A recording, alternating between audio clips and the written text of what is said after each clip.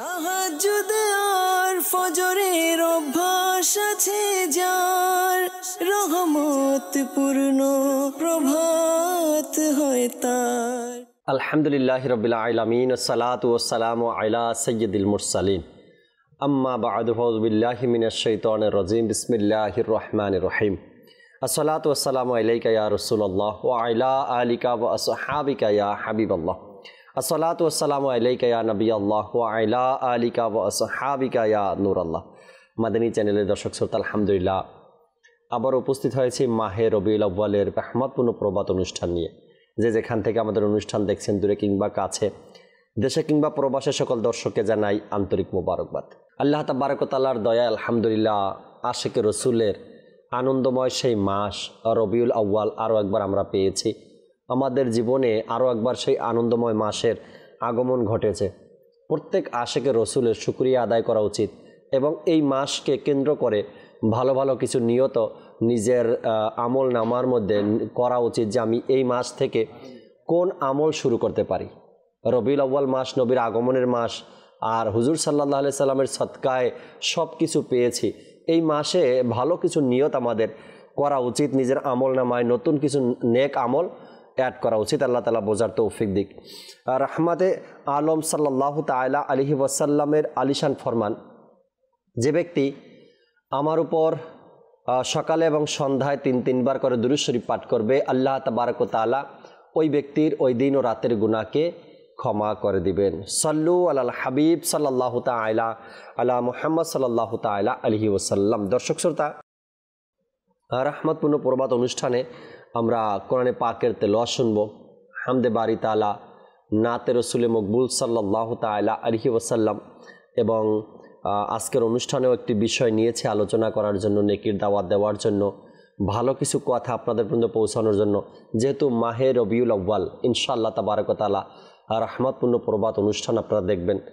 আর সকালের প্রোগ্রামের টপিকগুলো, বিষয়গুলো এমনই নেওয়ার চেষ্টা করছি আমরা যেগুলো হুজুর সাল্লাল্লাহু আলাইহি সাল্লামের সাথে সম্পর্কিত। দর্শক, আজকের বিষয় একটু পরে জানাবো, আগে আপনাদেরকে কোরআনে পাকের তেলাওয়াত আমরা সবাই মিলে শুনবো। যখনই কোরআনে পাকের তেলাওয়াত চলবে টিভিতে, তখন স্ক্রিনে তার তর্জমাও কিন্তু দেখানো হয়। কোরআনে পাকের তেলাওয়াতও শুনলাম, পাশাপাশি এর অর্থ আমাদের জানা হয়ে যাবে। আসুন ভালো ভালো নিয়ত সহকারে আমরা আগে কোরআনে পাকের তেলাওয়াত শ্রবণ করি, এরপর ইনশাআল্লাহ তাবারক ওয়া তাআলা আজকের বিষয় আপনাদেরকে জানাবো। জি, তেলাওয়াত শুনিয়ে দিই। আউযু বিল্লাহি মিনাশ শাইতানির রাজীম। বিসমিল্লাহির রহমানির রহিম। ইন্না নাহনু নুহয়িল মাউতা ওয়া নাকতুবু মা কদ্দামু ওয়া আথারহুম ওয়া কুল্লা শাইইন আহসায়নাহু ফি ইমামিন মুবিন। واضرب لهم مثلا أصحاب القرية إذ جاءها المرسلون صدق الله العظيم।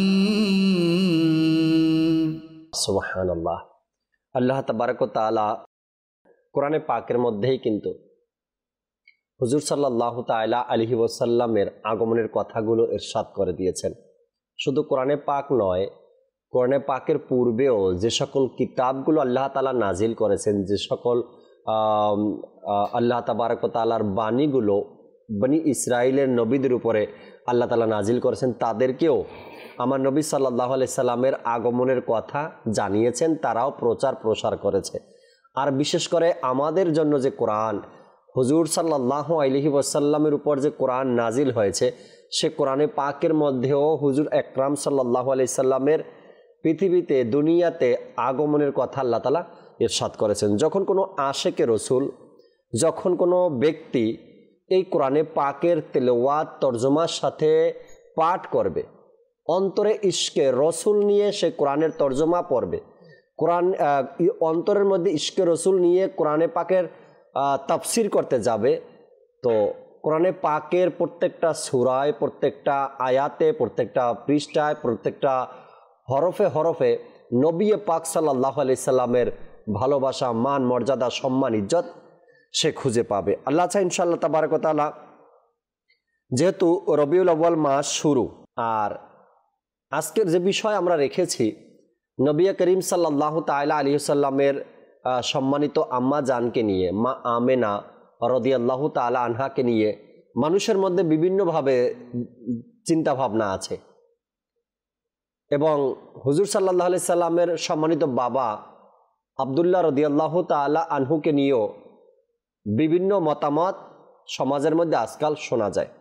কিন্তু আহলে সুন্নাত ওয়াল জামাতের কি আকীদা রয়েছে হুজুর সাল্লাল্লাহু আলাইহি সাল্লামের মা বাবার প্রতি,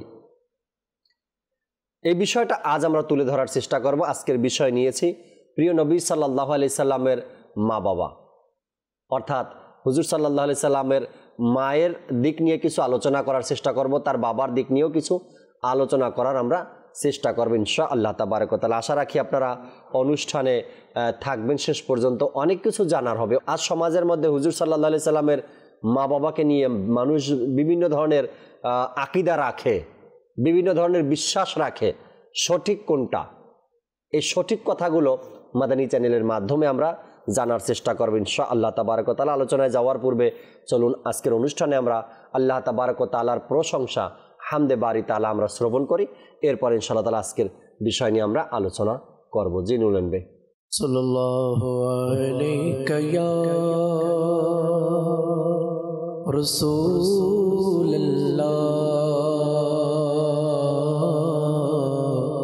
ওয়া সাল্লাম আলাইকা ইয়া হাবিবাল্লাহ সাল্লাল্লাহু আলাইকা ইয়া রাসূলুল্লাহ ওয়া সাল্লাম আলাইকা ইয়া হাবিবাল্লাহ। খোদার পরেশান তোমার, তুমি নবীদের সরদার, তুমি মালিকে জমানা, মদনে মদিনে वाले पुरु सल्लल्लाहु अलैका या रसूलल्लाह व सल्लम अलैका या हबीबल्लाह।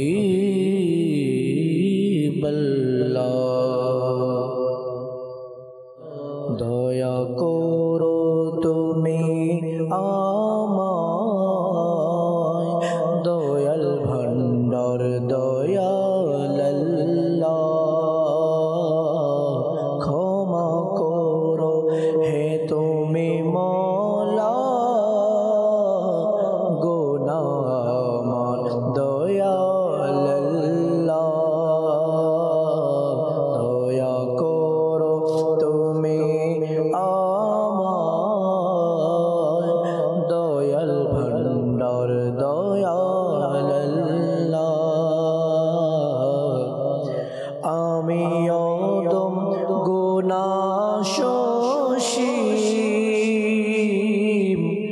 জানি তোমার দয়া অসীম,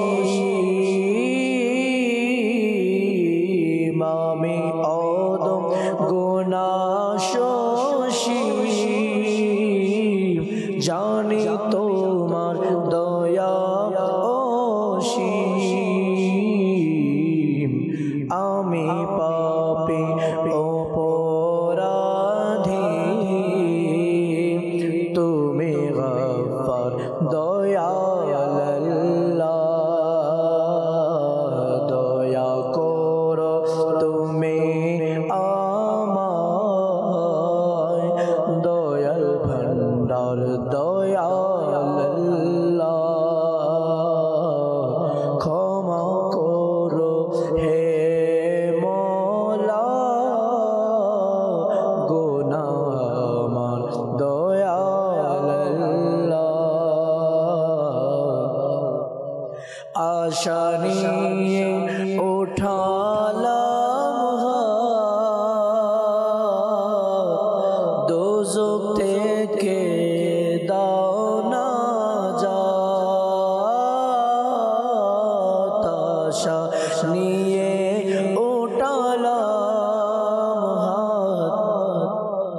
দোজখ থেকে দাও না যায়,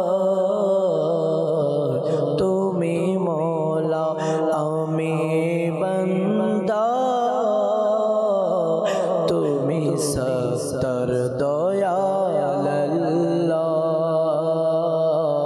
তুমি মওলা আমি বান্দা,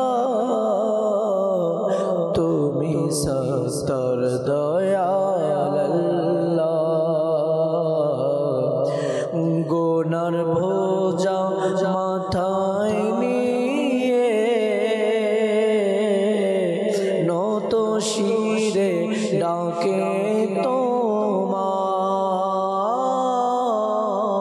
গুনাহের বোঝা মাথায় নিয়ে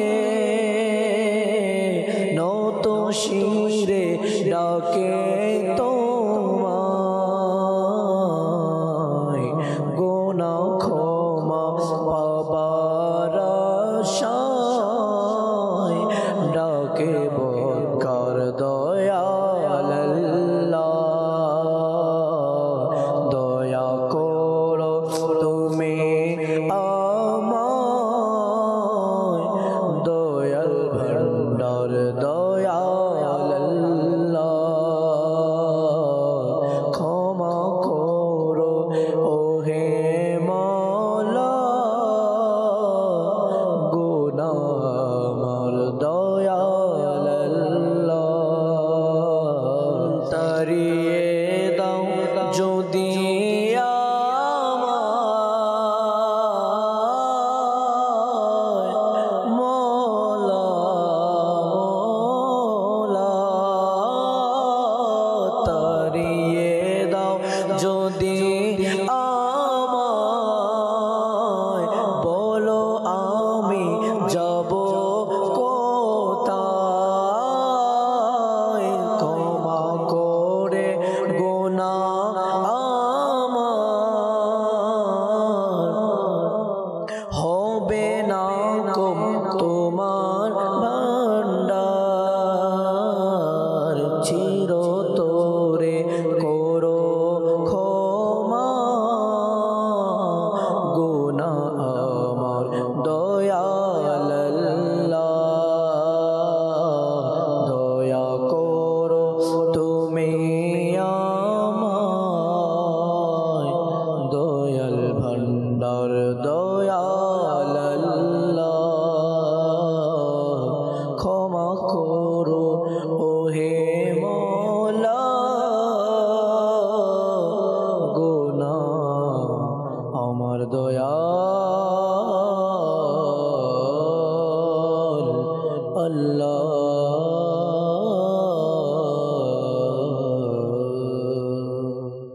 আমিন আমিন আমিন। মাহে রবিউল আউয়াল, গুনাহগারদের জন্য তো এখনই সুন্দর এক সময় ক্ষমা চাওয়ার, তওবা করার, ফিরে আসার, ওই পথে যে পথে ফিরে আসলে কোরআন হিসেবে কোরআনের বয়ান হিসেবে আমরা সিরাতুল মুস্তাকিমের পথ পাব। যে মাসে যে দিনে হুজুর সাল্লাল্লাহু আলাইহি সাল্লাম পৃথিবীতে আগমন করেছেন, যার কাছে শাফাতে কোবরা থাকবে, যাকে আল্লাহ তাবারক ওয়া তাআলা শাফাতে কোবরা দিবেন, সেই নবী করিম সাল্লাল্লাহু আলাইহি সাল্লামের এই আগমনের মাসে আশেকগণ তওবা করবে না, মনকে আরও পুত পবিত্র করবে না, তো আর কোন দিনে করবে? আর হুজুর সাল্লাল্লাহু আলাইহি ওয়াসাল্লামের সাদকায় আমার নবীর উম্মতি তো উম্মতি মাপ পাবেই, এর পূর্বের নবীদের উম্মতরাও আমার নবীর উসিলাতে মাপ চাচ্ছে, মাপ পাবে, ক্ষমা পাবে। এ মাস তওবা করার মাস, এই মাস মাগফিরাত চাওয়ার মাস, এই মাস দুরুদ ও সালাম পাঠ করার মাস, এই মাস নবীর প্রতি সালাতু সালাম বেশি পরিমাণে পাঠ করার মাস। এই মাসকে আমরা হুজুর সাল্লাল্লাহু আলাইহি সাল্লামের প্রতি ভালোবাসা, ভক্তি, শ্রদ্ধা, তার সুন্নতের উপরে আমল করার জন্য নিয়ে নেই। আল্লাহ ইনশাআল্লাহ তাবারক ওয়া তাআলা এর মধ্যে কল্যাণ রেখেছেন, বরকত রেখেছেন। আর মাদানী মহলে অর্থাৎ দাওয়াত ইসলামীর পরিবেশে যখন রবিউল আউয়ালের মাস আসে তখন ইসলামী ভাইদের মধ্যে দুরূদ শরীফ পাঠ করার এক মন মানসিকতা। দুরূদ শরীফ তো এমনিই পাঠ করতে থাকে তারা, বিশেষ করে 1 রবিউল আউয়াল থেকে 12 রবিউল আউয়াল পর্যন্ত কে কত হাজার বার দুরূদ শরীফ পাঠ করতে পারে এর একটা ভালো সিজন চলে আসে এই মাহে রবিউল আউয়ালে।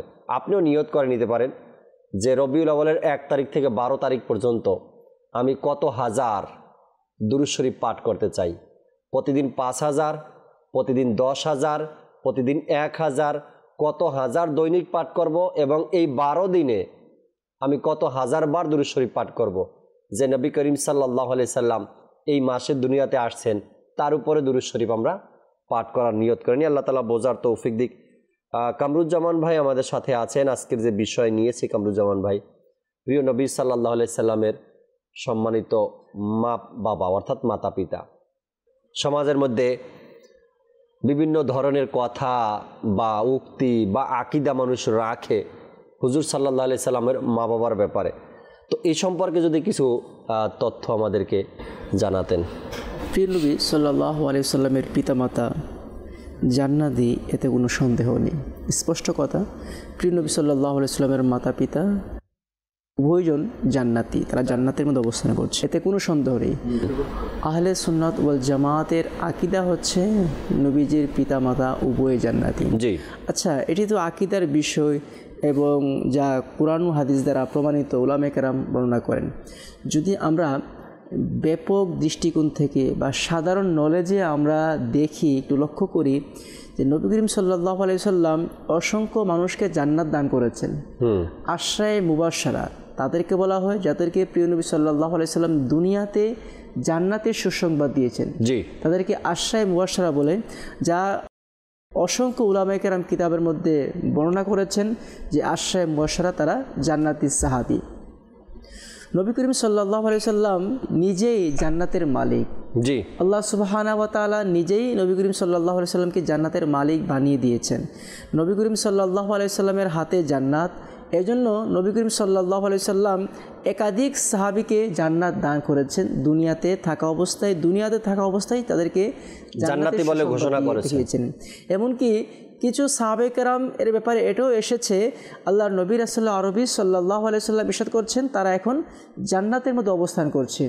যেমনটি হযরতে হানজালা রাদিয়াল্লাহু তাআলা আনহু এর ব্যাপারে এসেছে, তাকে জান্নাতি হুরেরা তাকে টানাটানি করছে, আসমানের ফেরেশতারা তাকে গোসল দিচ্ছে।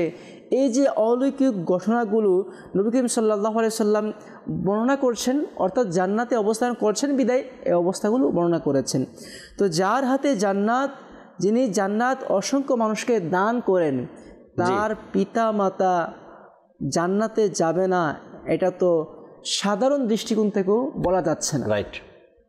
স্বাভাবিক, আপনার যে এবিলিটি আছে, আপনি আপনার মা বাবাকে অবশ্যই ভালোবাসেন। তারা যদি অসুস্থ হয় আপনি তাদেরকে ডাক্তারের কাছে নিয়ে যান, তাদের কোনো প্রয়োজন হলে আপনি তাদের সেবা করেন, অর্থাৎ তাদের যত্ন আপনি নিতে থাকেন। আপনার মা বাবার ক্ষেত্রে যেখানে আল্লাহর নবী রাসূলুল্লাহ আরবি সাল্লাল্লাহু আলাইহি সাল্লাম তো রউফুর রহিম, উদারতা, মায়া, দয়া সকল কিছু আল্লাহ রাসূলের মধ্যে আছে। আচ্ছা, অধিকার কার আগে? অধিকার মায়ের, অবশ্যই মা বাবার অবশ্যই আগে। আমি সন্তান, আমার কাছে এমন একটা জিনিস আছে যা আমি হাজার হাজার মানুষকে দিতে পারি, কিন্তু আমার মা বাবার কাছে নাই, তো অধিকার আগে কে রাখে এটাও তো দেখতে হবে। হকটা কার আগে, উম্মতের আগে নাকি মা বাবার আগে, এটা দেখতে হবে না? পাড়া প্রতিবেশীর আগে নাকি মা বাবার আগে? সাধারণ দৃষ্টিকোণ থেকে দেখলেও বোঝা যাচ্ছে নবী করিম সাল্লাল্লাহু আলাইহি সাল্লামের পিতা মাতা জান্নাতি হবেন, এতে কোনো সন্দেহ হবে না। নবী করিম সাল্লাল্লাহু আলাইহি সাল্লামের পবিত্র পরিবার পরিজন এবং পূর্বপুরুষ সকলে পবিত্র এবং পরিষ্কার ছিলেন, যা হাদিসে পাকের মধ্যে এসেছে। স্বয়ং আল্লাহ নবী রাসূল আরবি সাল্লাল্লাহু আলাইহি সাল্লাম ইরশাদ করেন, আল্লাহ পাক পর্যায়ক্রমে আমাকে পবিত্র পুরুষ হতে পবিত্র নারীদের মাধ্যমে পবিত্র অবস্থায় দুনিয়ার মধ্যে স্থানান্তরিত করেছেন। সুবহানাল্লাহ, সুবহানাল্লাহ। এখানে আল্লাহ নবী দুটি শব্দের সাথে করেছেন, পবিত্র ওরস অর্থাৎ পুরুষগণ থেকে, পবিত্র নারীদের গর্ভ থেকে। প্রথমে এসেছে পবিত্র পুরুষের কাছে, তারপরে এসেছে পবিত্র নারীদের কাছে। স্পষ্ট যে এখানে উভয় শব্দ ব্যবহার করা হয়েছে, পুরুষ এবং নারী, অর্থাৎ আল্লাহর নবী রাসূলুল্লাহ আরবি সাল্লাল্লাহু আলাইহি সাল্লামের পূর্বপুরুষ এবং মহিলা, তারা যাদের মাধ্যমে ধারাবাহিকভাবে হুজুর সাল্লাল্লাহু আলাইহি সাল্লাম পৃথিবীতে আসছেন, তারা সবাই ছিল পবিত্র এবং মুমিন ছিল এবং মুসলমান ছিল। জি, এ ব্যাপারে একটি বর্ণনা এসেছে যা মুহাম্মদ কলবি রহমতুল্লাহ তাআলা বর্ণনা করেন যে আমি নবী করিম সাল্লাল্লাহু আলাইহি সাল্লামের বংশধরদের মধ্যে 500 মায়ের তালিকা আমি করেছি। অর্থাৎ নবী করিম সাল্লাল্লাহু আলাইহি সাল্লাম দুনিয়াতে যাদের মাধ্যমে এসেছেন এমন 500 পবিত্র মহিলার লিস্ট তালিকা তিনি তৈরি করেছেন। তিনি ইরশাদ করেন যে ফালাম আজিদ ফিহিন্না সিফাহান ওয়ালা শাইআম মিন আমরিল জাহিলিয়াতি, আমি ওই সকল নারীদের মধ্যে কোনো চরিত্রহীনতা এবং জাহিলিয়াতের কোনো প্রভাব আমি দেখতে পাই। আল্লাহ আল্লাহ আল্লাহ। তার মানে নিঃসন্দেহে তারা পবিত্র ছিল বিদায় নবী করিম সাল্লাল্লাহু আলাইহি সাল্লাম পবিত্র গর্ভ থেকে দুনিয়ার মধ্যে এসেছেন। যদি আমরা একটি গ্রাম্য প্রবাদ আছে, গাছ ভালো হলে ফল ভালো হয়, তো নবী করিম সাল্লাল্লাহু আলাইহি সাল্লাম অবশ্যই গাছের মাধ্যমে এসেছেন, অর্থাৎ মায়ের গর্ভ থেকে এসেছেন। নবী করিম সাল্লাল্লাহু আলাইহি সাল্লাম পবিত্র।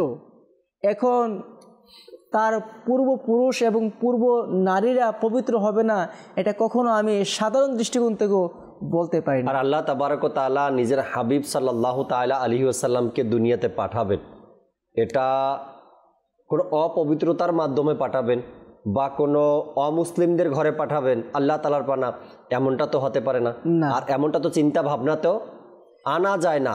আচ্ছা, নিজের সন্তানের ব্যাপারে যদি কেউ চিন্তা করে এরকমের, তো তার কাছে কেমন লাগবে? যে বা নিজের বংশের মধ্যে কারো ব্যাপারে এমন চিন্তা করে, তো তার কাছে কেমন লাগবে? তো এমন চিন্তা ভাবনাটা যেন আমরা দূর করে দেই, শয়তানের ধোঁকাতে যেন না পড়ি।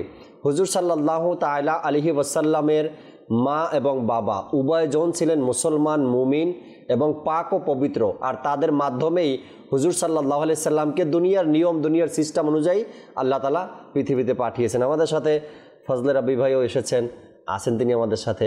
তার থেকে কিছু কথা শুনি, এরপর ইনশাআল্লাহ তাআলা নাতে রাসূলে মকবুল সাল্লাল্লাহু আলাইহি সাল্লাম আমরা শুনবো। ফজলে রাব্বি ভাই, আজকের বিষয় নিয়েছি প্রিয় নবী সাল্লাল্লাহু আলাইহি সাল্লামের সম্মানিত মা বাবা। আজকের বিষয়টা খুবই গুরুত্বপূর্ণ, কারণ কেউ যদি কারো বাবা মার প্রশংসা করে তাহলে সে ব্যক্তি অনেক খুশি হয়।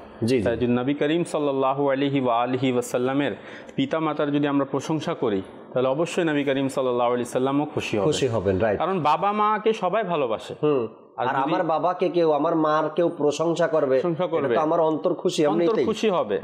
আর নবী করিম সাল্লাল্লাহু আলাইহি ওয়াসাল্লাম কেমন ভালোবাসতেন পিতা মাতাকে, এটা সবাই জানে। নবী করিম সাল্লাল্লাহু আলাইহি ওয়াসাল্লাম ছোটবেলায় পিতা মাতা ইন্তেকাল করেছেন, কিন্তু নবী করিম সাল্লাল্লাহু আলাইহি ওয়াসাল্লামের অন্তরে পিতামাতার অনেক ভালোবাসা ছিল।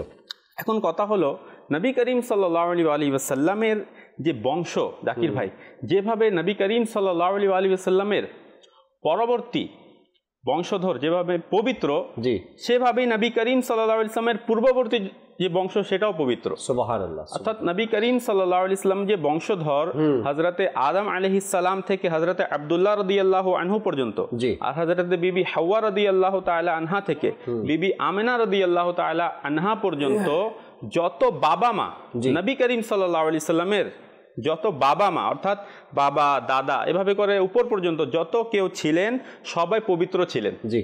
সবাই শিরিক থেকে মুক্ত ছিলেন, সবাই জিনা থেকে মুক্ত ছিলেন। অর্থাৎ খারাপ যেই বিষয়গুলো তাদের মধ্যে ছিল না, তারা এগুলো থেকে পাক পুত পবিত্র ছিলেন। আর দেখেন, আমরা যদি নামের দিকেই দেখতে যাই, হযরতে আব্দুল্লাহ, আব্দুল্লাহ অর্থই হচ্ছে আল্লাহর বান্দা। নাহলে দেখেন জাহিলি যুগে কিন্তু অনেকের নাম ছিল আব্দুল শামস, মানে ভিন্ন ধরনের নাম, মানে অন্যদিকে সেটা ইশারা করত। যেমন আব্দুল শামস মানে কি, সূর্যের বান্দা, এভাবে নাম ছিল। কিন্তু ওই জাহিলি যুগেও প্রিয় নবী সাল্লাল্লাহু আলাইহি ওয়াসাল্লামের আব্বাজানের নাম কি? আব্দুল্লাহ, সুবহানাল্লাহ, আল্লাহর বান্দা। নাম থেকেই তো প্রকাশ পাচ্ছে যে তিনি আল্লাহর বান্দা ছিলেন, তিনি আল্লাহকে মানতেন। সে পথভ্রষ্ট হতেই পারে না। আচ্ছা, প্রিয় নবী সাল্লাল্লাহু আলাইহি ওয়াসাল্লামের মায়ের নাম যদি আমরা দেখি, আমেনা, ঈমান থেকে বের হয়েছে। সুবহানাল্লাহ, আমেনা, আমান, ঈমান। ইমান থেকে বের হয়েছে। আমরা যদি দেখি নবী করিম সাল্লাল্লাহু আলাইহি ইসলামের পিতামাতাকে, তাহলে হযরতে আব্দুল্লাহ রাদিয়াল্লাহু তাআলা আনহু এমন ছিলেন যে হযরতে আব্দুল্লাহ রাদিয়াল্লাহু তাআলা আনহুকে দেখে যে আরবের যে মেয়েরা ছিলেন তাদের পরিবারের পক্ষ থেকে হযরত আব্দুল্লাহ রাদিয়াল্লাহু তাআলা আনহুর জন্য প্রস্তাব আসতো। তিনি দেখতে এত সুন্দর ছিলেন, আর যেহেতু নবী করিম সাল্লাল্লাহু আলাইহি ইসলামের নূর তার কপাল মোবারক কি চমকাতো, এটা দেখে সবাই আকৃষ্ট হতেন। এবং হুজুর সাল্লাল্লাহু আলাইহি সাল্লামের বাবা তিনি আব্দুল্লাহ রাদিয়াল্লাহু তাআলা আনহু, এই পয়গামটা তো ওই শহরের মধ্যে ছড়িয়ে পড়েছিল। যখন ঘরের মা বাবারা বা ফ্যামিলির মানুষ জানতে পারলো এই আব্দুল্লাহ সেই আব্দুল্লাহ যার ঘরে মুহাম্মদ সাল্লাল্লাহু আলাইহি সাল্লাম দুনিয়াতে আসবেন, তো এই আব্দুল্লাহর কাছে মেয়ে বিয়ে দেওয়ার জন্য পরিবারের মানুষরা সবাই প্রস্তাব দিত। কিন্তু দেখেন হযরতে আব্দুল মুত্তালিব রাদিয়াল্লাহু তাআলা আনহু, হযরতে আব্দুল্লাহ রাদিয়াল্লাহু তাআলা আনহুর পিতা নবী করিম সাল্লাল্লাহু আলাইহি ওয়াসাল্লামের দাদা হযরতে আব্দুল মুত্তালিব রাদিয়াল্লাহু তাআলা আনহু নিজের এই ছেলের জন্য এমন একজন মেয়ে খুঁজছিলেন যে পুত পবিত্র হোক, অর্থাৎ মুহাম্মদ সাল্লাল্লাহু আলাইহি ওয়াসাল্লাম যিনি আখিরি নবী, আল্লাহ তাআলার সর্বশেষ নবী, তিনি আসছেন। কি হতে পারে যে কোনো মহিলার সাথে তার ছেলেকে বিয়ে দিয়ে দিবেন? তো ছেলেও যেমন মেয়েও তেমনই হতে হবে। তো সব জায়গা থেকে প্রস্তাব আসতো, কিন্তু তিনি গ্রহণ করতেন না। একদিন হলো কি, যেহেতু ইহুদিরাও জেনে গিয়েছিল যে ইনি সে যার ঘরে আখরি নবী আসবেন। আর দেখেন জাকির ভাই, যে ইহুদিরা নিজেদের কিতাবে পড়েছিল তাওরাত শরীফ, ইনজিল শরীফ, এটার মধ্যে নবী করিম সাল্লাল্লাহু আলাইহি ওয়াসাল্লামের আগমনের ঘটনা আছে, তারা পড়েছিল, আর তারা নিজেদের সম্প্রদায়কে এটা শোনাতো যে আখরি নবী আসবে। আচ্ছা, তারা তখন নবী করিম সাল্লাল্লাহু আলাইহি ওয়াসাল্লামের ওসিলা দিয়ে আল্লাহর কাছে দোয়া করতো, রাইট, আর তারা অপেক্ষা করত। কিন্তু যখন তারা জানতে পারলো যে আখরি নবী তিনি বনি ইসরায়েলে হবেন না, বরং বনি ইসমাইলে হবেন, এই যে তাদের মনে একটা হিংসা জন্মালো। আর তারা কি বুঝেছিল? তারা এটা বুঝেছিল যে নবুয়াতটা শুধু বনি ইসরায়েলেই হবে, আর যেহেতু আগে থেকে তাদের মধ্যে একটা ধারাবাহিকতা ছিল। আর তারা তো জানতো যে আরবে তো আজ পর্যন্ত কোনো নবী আসে নাই, হযরত ইসমাইল আলাইহিস সালাম ছাড়া তারপরে আরবে আর কোনো নবী আসে নাই, সব নবী বনি ইসরায়েলে ছিলেন। কিন্তু হযরত ইসমাইলের পরে যেই নবী সেটাই মুহাম্মদ সাল্লাল্লাহু আলাইহি ওয়াসাল্লাম, সেই বংশে শুধু একজনই নবী, হযরত ইসমাইল আলাইহিস সালামের বংশে। তো তারা যখন দেখলো যে বনি ইসমাইল অর্থাৎ কুরাইশ বংশে নবী আসবে, তো তাদের হিংসা তখন কাজ করলো, আর তারা বললো যে আমরা তার বাবাকে নাউযুবিল্লাহ শহীদ করে দিব। হযরত আব্দুল্লাহ রাদিয়াল্লাহু তাআলা আনহু একদিন জঙ্গলে গেলেন, সে ইহুদিরা কি করলো, হযরত আব্দুল্লাহ রাদিয়াল্লাহু তাআলা আনহুর উপর হামলা করতে চাইলো, কিন্তু অদৃশ্য হতে আল্লাহ তাআলা কয়েকজন আরোহীকে পাঠিয়ে দিলেন। ওই আরোহীরা কি করলো, ওই ইহুদিদেরকে তাড়িয়ে দিল, আর হযরত আব্দুল্লাহ রাদিয়াল্লাহু তাআলা আনহুকে তার বাসায় পৌঁছে দিল, হিফাজত করে নিরাপত্তার সাথে। এই ঘটনাটা হযরতে ওয়াহাব রাদিয়াল্লাহু তাআলা আনহু দেখছিলেন, তিনি হযরতে আমিনা রাদিয়াল্লাহু তাআলা আনহা এর পিতা। আচ্ছা, যখন এটা দেখলেন, আর তিনি হযরত আব্দুল মুত্তালিব রাদিয়াল্লাহু তাআলা আনহুকে আগে থেকেই চিনতেন, জানতেন, দেখলেন যে ইনি এমন ব্যক্তি যে তার হিফাজতের জন্য অদৃশ্য হতে আল্লাহ তাআলা পাঠিয়ে দিয়েছেন, ইনি কেমন হবেন। আর যেহেতু উনার মেয়ে ছিলেন হযরত আমিনা রাদিয়াল্লাহু তাআলা আনহা, তো তিনি বললেন যে আমি আমার মেয়ের বিয়ে ইনার সাথেই দিব। আচ্ছা, এই ঘটনা যে ওয়াহাব রাদিয়াল্লাহু তাআলা আনহু, এরপর তার ঘরে মা আমিনা রাদিয়াল্লাহু তাআলা আনহা তার মেয়ে, এরপরে হুজুর সাল্লাল্লাহু আলাইহি সাল্লামের বাবা আব্দুল্লাহ রাদিয়াল্লাহু তাআলা আনহু, তার বাবা আব্দুল মুত্তালিব এই ঘটনা কিন্তু পূর্বে থেকেই আলোচনা হয়ে আসছে, বংশ ধারাবাহিকভাবে এই আলোচনা হয়ে আসছে।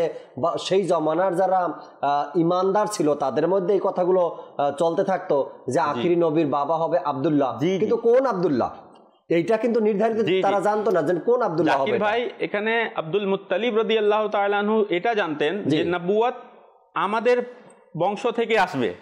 হযরত আব্দুল মুত্তালিব রাদিয়াল্লাহু তাআলা আনহু এটাও সন্দেহতে ছিলেন যে আমার থেকে আসবে নাকি হযরত আব্দুল্লাহ থেকে আসবে। তো এই জন্য যখন হযরত আমিনার বাবা যখন হযরত আব্দুল মুত্তালিব রাদিয়াল্লাহু তাআলা আনহুর কাছে নিজের কয়েকজন বন্ধু সহকারে আসলেন প্রস্তাব নিয়ে, তো হযরত আব্দুল মুত্তালিব রাদিয়াল্লাহু তাআলা আনহু নিজের ছেলের বিয়ে তো দিলেন, আবার সেখানে হযরত আব্দুল মুত্তালিব রাদিয়াল্লাহু তাআলা আনহু একটা বিয়ে করলেন। কারণ যেহেতু তারা পবিত্র বংশ, জি ওই বংশ, ওই বংশ মিল আছে, মিল আছে, তারা পবিত্র। তো হযরত আব্দুল মুত্তালিব রাদিয়াল্লাহু তাআলা আনহু সেখানে একটা বিয়ে করলেন, আর সেখানেই হযরতে আব্দুল্লাহ আর হযরতে আমিনা রাদিয়াল্লাহু তাআলা আনহুমা থেকে মুহাম্মদ সাল্লাল্লাহু আলাইহি ওয়াসাল্লাম আসলেন। আর আব্দুল মুত্তালিব রাদিয়াল্লাহু তাআলা যে বিয়ে করেছিলেন সেখান থেকে হযরতে হামজা রাদিয়াল্লাহু তাআলা আনহু। দেখেন কত পবিত্র একটা সম্পর্ক, আর তারা জানতেন যে এই বংশটা পবিত্র। হযরত আব্দুল মুত্তালিব আর হযরত আব্দুল্লাহ রাদিয়াল্লাহু তাআলা আনহুমা ইনারা হলেন কুরাইশ বংশ, কিন্তু তিনি গিয়েছেন বনু জাহরাতে, অর্থাৎ কুরাইশে তিনি যাননি, কারণ তিনি নিজের ছেলের জন্য যেমন মেয়ে খুঁজছিলেন, হযরতে আমিনা রাদিয়াল্লাহু তাআলা আনহার মধ্যে সবকিছু ছিল। দেখেন জাকির ভাই, হযরতে আমিনা রাদিয়াল্লাহু তাআলা আনহা তাইয়্যিবা ও তাহিরা, রাইট, নবী করিম সাল্লাল্লাহু আলাইহি সাল্লামের বিয়েতে যিনি আসলেন তিনি হযরতে খাদিজা তাইয়্যিবা ও তাহিরা। তার থেকে যে মেয়ে আসলেন হযরতে ফাতেমা তাইয়্যিবা তাহিরা। এখানে তো মানে সন্দেহের কিছু নেই, অপবিত্রতার তো এখানে কিছুই নেই, রাইট, ঠিক আছে। তারপরে যদি আমরা যেহেতু নবী করিম সাল্লাল্লাহু আলাইহি ওয়াসাল্লামের বাবা মায়ের কথা চলে আসছে, তো আমরা কোরআন থেকেই দেখে নেই হযরত ইব্রাহিম আলাইহিস সালাতু ওয়াসসালাম দোয়া করেছিলেন। কি দোয়া করেছিলেন এটা কোরআনে আছে। তিনি দোয়া করেছিলেন যে ওয়ামিন যুররিয়াতিনা উম্মাতাম মুসলিমাতাল লাক। হযরত ইব্রাহিম আলাইহিস সালাম দোয়া করলেন আল্লাহর কাছে, আর আমাদের বংশধরদের মধ্য থেকে একটা উম্মতকে তোমার অনুগত করো। মনোযোগ দেওয়ার কথা যে একটা গোত্রকে, আমাদের বংশের মধ্যে যে একটা উম্মত থাকবে তাকে তুমি কি করো, অনুগত করো। মুসলিমাতাল্লাক অর্থাৎ মুসলিমের কথা আছে। ইব্রাহিম আলাইহিস সালাম বললেন যে আমার বংশ থেকে একটা উম্মত এমন থাকবে আল্লাহ যে সবসময় মুসলিমই থাকবে। হযরত ইব্রাহিম আলাইহিস সালামের যে আওলাদ সবাই তো আর মুসলিম ছিল না, যেহেতু হযরত ইব্রাহিম আলাইহিস সালামের মধ্যে ইব্রাহিম আলাইহিস সালাম থেকে যেই বংশ চলেছে সবাই মুসলিম ছিল না, কিন্তু ইব্রাহিম আলাইহিস সালাম দোয়া করলেন আল্লাহ একটা উম্মত, প্রত্যেকটা যুগে একটা উম্মত আমার এমন থাকবে আমার বংশের মধ্যে যে মুসলিম থাকবে। তারপরে বললেন রব্বানা ওয়াবআস ফীহিম রাসূলাম মিনহুম। ইব্রাহিম আলাইহিস সালাম কি বললেন, মওলা আমার যে উম্মত, আমার যে বংশের মধ্যে একটা উম্মত অর্থাৎ একটা দল সবসময় মুসলিম থাকবে, তুমি তাদের মধ্যেই ওই রাসূলকে পাঠিও। রাইট রাইট, আমার বংশ থেকে ওই রাসূলকে পাঠিও, আমার বংশ থেকে ওই রাসূলকে পাঠিও, আর যারা মুসলিম থাকবে, যারা সবসময় মুসলিম থাকবে। তো এই ইব্রাহিম আলাইহিস সালাতু ওয়াস সালামের দোয়া থেকেও জানা গেল যে যেহেতু ইব্রাহিম আলাইহিস সালাম দোয়া করেছেন যে আমার উম্মত, আমার বংশের মধ্যে একটা উম্মত সবসময় মুসলিম থাকবে, আর ওই মুসলিমদের মধ্যেই ওই রাসূলকে পাঠিও। বোঝা গেল নবী করিম সাল্লাল্লাহু আলাইহি ওয়াসাল্লাম যে পিতামাতা থেকে এসেছেন তারা মুসলিম ছিলেন। তারা পিতামাতা নয়, শুধু পিতামাতা নয়, বরং উপর পর্যন্ত যত কেউ ছিলেন, জি আদম আলাইহিস সালাতু ওয়াস সালাম পর্যন্ত, ধারাবাহিকভাবে আব্দুল্লাহ রাদিয়াল্লাহু তাআলা আনহু পর্যন্ত, হুজুর সাল্লাল্লাহু আলাইহি সাল্লামের নূরে নবুওয়াত যে ধারাবাহিকভাবে ঘুরে ঘুরে আসছে, এরা প্রত্যেকজন ব্যক্তি মুমিন মুত্তাকি ছিলেন, মুসলমান ছিলেন। আল্লাহ তাবারক ওয়া তাআলা এই হকের উপরেই আমাদেরকে থাকা। তারপর আরেকটা কথা বলে দেই, যেহেতু নবী করিম সাল্লাল্লাহু আলাইহি ওয়াসাল্লামের পূর্বে হযরত ঈসা আলাইহিস সালামের যুগ ছিল, কিন্তু ঈসা আলাইহিস সালাতু ওয়াস সালাম আর নবী করিম সাল্লাল্লাহু আলাইহি ওয়াসাল্লামের যুগ পর্যন্ত যে ব্যবধান, যে ডিসটেন্স রয়েছে সেটা হচ্ছে 550 থেকে 600 বছরের। তো যেহেতু হযরত ঈসা আলাইহিস সালাতু ওয়াস সালামের যে তালিমাত ছিল, যে কিতাব ছিল, সেটা বিকৃত হয়ে গিয়েছিল। যেহেতু আমরা জানি যে পূর্ববর্তী যত আসমানি কিতাব রয়েছে সবগুলোর মধ্যে কিন্তু কি হয়েছে, নকল, মানে সবগুলো কিন্তু ওই অবস্থায় নেই যে অবস্থায় নাজিল হয়েছিল। তারা কি করেছে, নিজের পক্ষ থেকে অনেক কিছু লিখে দিয়েছে, এমন হয়ে গিয়েছিল যে ওই তালিমাতটা আর শুদ্ধ রইল না। তো তখন যেহেতু নবী নেই, নবী করিম সাল্লাল্লাহু আলাইহি ওয়াসাল্লাম তখন আসেনি না, তো হযরতে আমিনা আর হযরতে আব্দুল্লাহ রাদিয়াল্লাহু তাআলা আনহুমা ওই যুগটা পেয়েছেন যেই যুগে কোনো নবী নেই। আর ওই যুগের মধ্যে, ওই যুগকে বলা হয় ফতরাত। ওই যুগকে কি বলা হয়, ফতরাত। ওই যুগের মধ্যে যদি কেউ শুধু আল্লাহকে মানে, শুধু একত্ববাদে বিশ্বাস করে আল্লাহকে, এটাই তার জন্য যথেষ্ট। আর আমরা নাম থেকেও বুঝে গেলাম যে আব্দুল্লাহ আল্লাহর বান্দা, আর বোঝা গেল তারা আল্লাহকে মানতেন, তারা আল্লাহ ছাড়া আর কারো উপাসনা পূজা করতেন না। Right right right. ভুল বা বদ আকীদা বা খারাপ আকীদা জমানায় জমানায় ছিল, কিন্তু সেই বদ আকীদার মধ্যেও যে ইমানদার আছে এটাও তো আমরা জানি, এটাও প্রমাণ যে খারাপ আকীদার মধ্যে, বদ আকীদার মধ্যে, মিথ্যা মাবুদের ইবাদতকারীদের মধ্যেও কিন্তু ওই জমানাগুলোতেও ইমানদার ছিল, মুসলমান ছিল। আর তারই ধারাবাহিকতার কথা কোরআনে পাকের মধ্যে এসেছে, হাদিসে মোবারকার মধ্যে এসেছে। নবী করিম সাল্লাল্লাহু তাআলা আলাইহি সাল্লাম নিজ পিতা মাতার ব্যাপারে নিজেই ইরশাদ করেছেন যে তার মা বাবা কেমন ছিলেন আর কেমন মুত্তাকি ছিলেন, কেমন ইমানদার ছিলেন, হুজুর সাল্লাল্লাহু আলাইহি সাল্লাম নিজেই তা প্রকাশ করেছেন। আল্লাহ বোঝার তৌফিক দিকে আমরা একটি নাতে রসুলের মকবুল সাল্লাল্লাহু আলাইহি সাল্লাম শুনি, এরপরে কলের দিকে যাব। দর্শকের আল্লাহ ইনশাআল্লাহ। তার নুরুল আমিন ভাই নাতে রসুল শুনিয়ে দিন আমাদেরকে।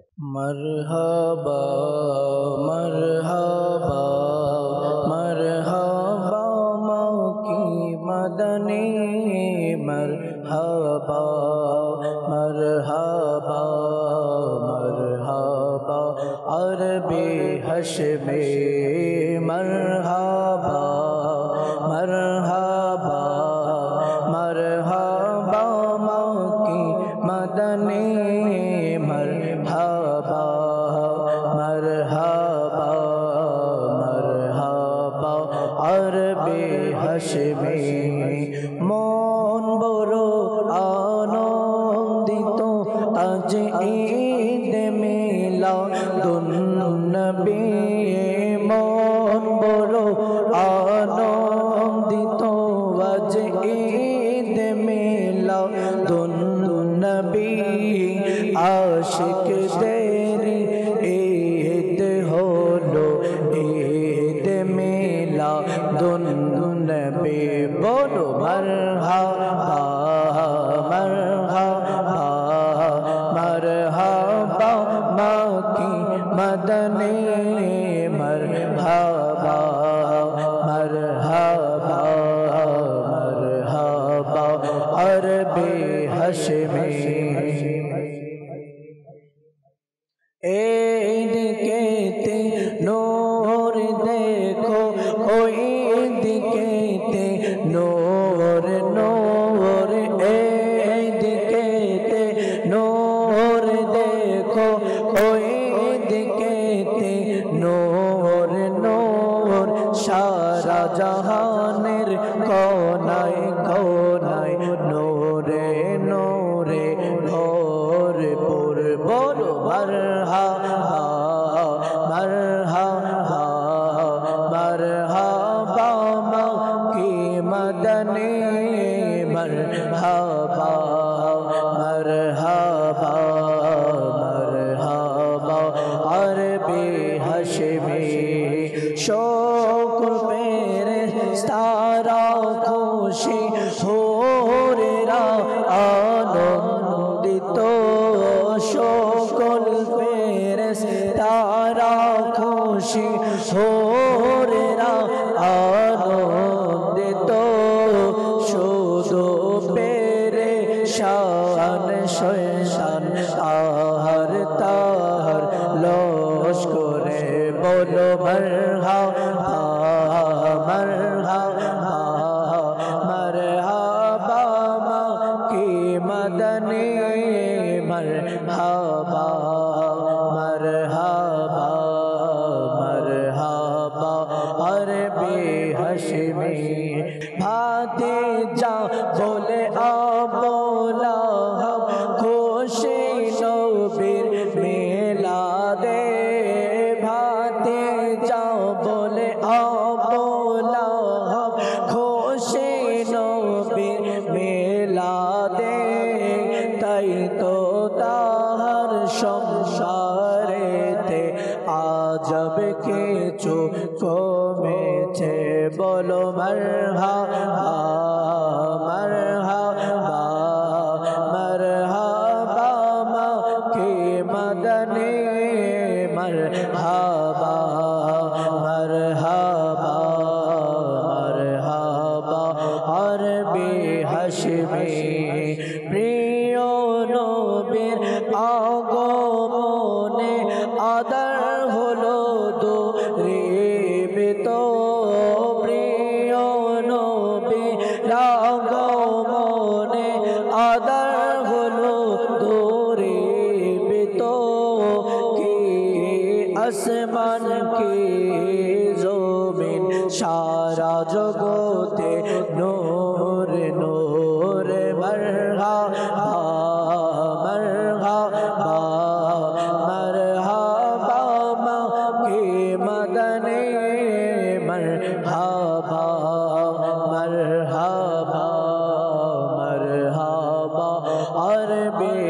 হাশমি বলো মারহাবা মারহাবা মারহাবা মক্কি মদনী মারহাবা মারহাবা মারহাবা আরবি হাশমি প্রিয় নবীর আগমনে কেন হব না আনন্দিত প্রিয় নবীর আগমনে কেন হব না আনন্দিত মুঝকে হাসে বসন্ত আজ চারিদিকে নূর নূর মারহাবা বলো মারহাবা মারহাবা মক্কি মদনী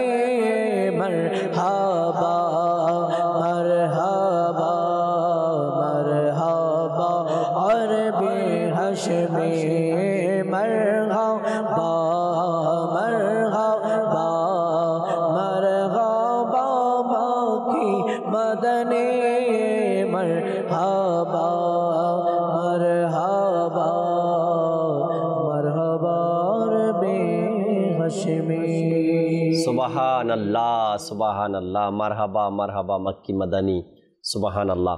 আর এই মারহাবার স্লোগান ফেরেশতারা লাগিয়েছেন যখন নবী করিম সাল্লাল্লাহু তাআলা আলাইহি সাল্লাম এই দুনিয়াতে তাশরিফ নিয়ে এসেছেন, তখন ফেরেশতারাও মা আমেনা রাদিয়াল্লাহু তাআলা আনহাকে মারহাবা মোবারকবাদ জানিয়েছেন, যে কথা মা আমেনা রাদিয়াল্লাহু তাআলা আনহা নিজেই বয়ান করেছেন। ফেরেশতারা আমাকে এসে মোবারকবাদ জানাচ্ছেন, মা আমেনা রাদিয়াল্লাহু তাআলা আনহাকে মারহাবা জানাচ্ছেন, তার ঘরে মুস্তাফা করিম সাল্লাল্লাহু তাআলা আলাইহি ওয়াসাল্লাম তাশরিফ এনেছেন। দর্শকের কিছু কল আমাদের কাছে রয়েছে, কলগুলো আমরা শুনি, এরপরে আলোচনায় ফিরব ইনশাআল্লাহ তাআলা। জি, কল শুনিয়ে দিন। মোহাম্মদ রবিউল আউয়াল, আপনাদের মাদানী চ্যানেলটা আমরা প্রচুর উপভোগ করি, প্রচুর ভালো লাগে, এতটা ভালো লাগে যে বলার শেষ নেই। আমার মাদানী চ্যানেল সবাইকে আমি আমার পক্ষ থেকে আল্লাহ পাকের সবসময় আপনাদের দোয়া করি, যেন আপনাদের হায়াত করুক, সুস্থতা কামনা করি আপনাদের। মাশাআল্লাহ, আল্লাহ তাআলা আপনাকেও ভালো রাখুক, আল্লাহ তাআলা বরকত দান করুক। চমৎকার কথা বলছেন, দোয়া করছেন আমাদের জন্য এবং সাথে আছেন তাও জানিয়েছেন। আল্লাহ তাআলা ভালো রাখুক আপনাকে। পরবর্তী কল দেন। আমার নাম মোহাম্মদ মুনির, আমি দিনাজপুর থেকে বলতেছি। নাতখা ইসলামী ভাই থেকে আমি একটি নাচ শুনতে চাই। নাচটি হলো এখন শাহেনশাহেরাজ শুভ আগমন। বাহ, রবিউল আউয়াল চলে আসছে, মাহে মিলাদের মাস। দর্শকের পক্ষ থেকে মিলাদুন নবীর কালামের অনুরোধ আসা শুরু হয়ে গেছে, শোনাবো ইনশাআল্লাহ তাআলা, সাথেই থাকুন। পরবর্তী কল দেন। আমি রংপুর থেকে মোহাম্মদ সাগর বলছি।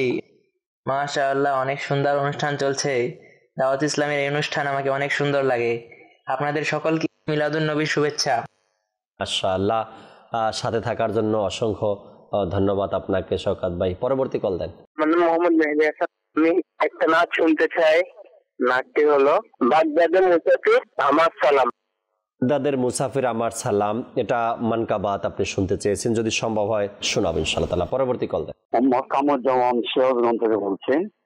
আমি অনুষ্ঠান দেখছি, খুব সুন্দর লাগছে এখানে। আমি এই অনুষ্ঠান শুনি, সত্যি শোনার মতন এবং এখানে শেখার মতন জিনিস।